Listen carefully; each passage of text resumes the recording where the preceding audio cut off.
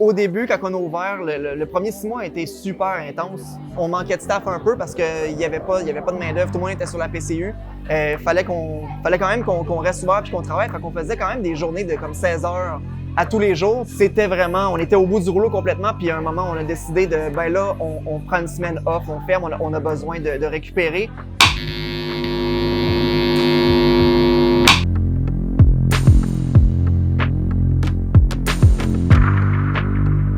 Mon nom, c'est Pénélope Tancret. Je suis copropriétaire du Café Cocktail. Et je suis Gabrielle Lavallée, copropriétaire également du Café Cocktail. Je m'appelle Marie Letard, je suis la propriétaire fondatrice de la boutique Bouche B. La manière dont on fonctionne en fait pour les périodes de fermeture ou de repos, on va les appeler comme ça aussi, c'est tout simplement déjà en janvier, après le gros rush de Noël, moi j'ai pris la décision dès le début, dès l'ouverture de la boutique, de fermer 2 à 3 semaines pour en fait qu'on puisse avoir un objectif commun ultime de repos et une bulle vraiment où on va pouvoir recharger les batteries. Et au cours de l'année, on a des périodes aussi où on va fermer en fait tous les dimanches et lundis.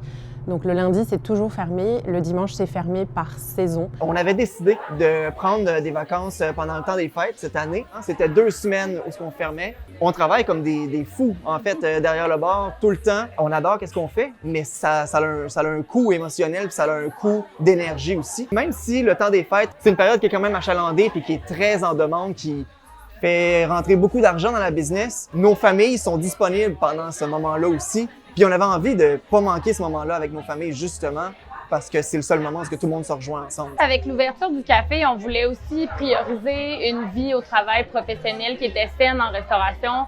Fait qu'on a décidé de toujours fermer 2 jours dans la semaine. Fait que là, les mardis, mercredis, on est fermé. Puis nos clients nous demandent énormément d'ouvrir 7 jours sur 7 éventuellement. Mais pour nous, c'est vraiment une priorité que tout le monde ait une semaine de travail normale. Au début, sur la rue, j'ai remarqué que j'étais vraiment la seule à proposer ça et à faire ça, sans trop me poser de questions en plus de ça. Toutefois, j'ai noté des gros avantages à ça, notamment déjà juste dans l'énergie de l'équipe. C'est motivant, c'est rassurant aussi de savoir que la personne qui est à la tête de l'entreprise a conscience que c'est nécessaire. C'est drôle parce que la situation de la COVID a quand même apporté la notion de service essentiel. Les restaurants, c'est pas un service essentiel. Je m'excuse, mais on peut tous se faire à manger à la maison. C'est vraiment du divertissement, c'est plaisant. On est là pour rendre ça agréable puis faire vivre un petit moment agréable dans le quotidien des gens.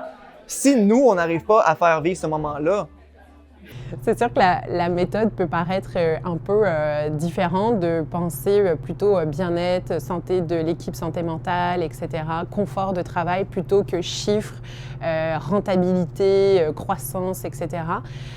Mais c'est aussi comme ça qu'est née mon entreprise. En fait, moi, j'ai créé mon entreprise pas pour faire de l'argent, mais pour me créer un emploi que j'aimais et qui était compatible en fait avec ce que j'avais envie d'avoir comme mode de vie. De plus en plus, les gens nous félicitent pour ça. Puis je pense que ça donne aussi un exemple de, il y a possibilité de faire les choses autrement. Puis les restaurateurs du coin, c'est vraiment des humains. T'sais. Nous, on aime ça célébrer notre vendredi le lundi. Il n'y a jamais assez de vendredi dans une semaine, là, je pense.